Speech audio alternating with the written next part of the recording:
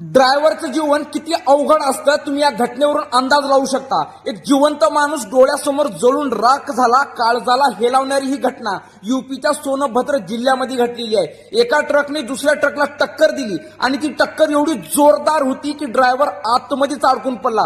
असं नाही की तिथल्या लोकांनी त्याला बाहेर काढण्याचा प्रयत्न केला, लोकांनी भरपूर प्रयत्न केला ड्रायव्हरला बाहेर काढण्याचा, परंतु त्यांना यश आलेलं नाही आणि बघता बघता गाडीने पेट धरला आणि अक्षरशः डोळ्यासमोर त्या जिवंत माणसाच्या अंगाची चिथडे लोंबायला लागली। त्याचं ते ओरडणं, त्याची ती तरमळ बघून प्रत्येकाच्या अंगाचा थरकाप उडाला, प्रत्येकाचा काळीज हेलावून निघाला आणि बघता बघता जिवंत माणसाची डोळ्यासमोर जळून राख झाली। आणि तिथल्याच त्याच्या भावाच्या व्हिडिओवरून समजतंय की वेळेच्या आत तिथं कुठली सुविधा उपलब्ध झाली नाही, कुठली फायर ब्रिगेड आली नाही, कुठलं पोलीस प्रशासन आलं नाही, कुठली अँब्युलन्स आली नाही।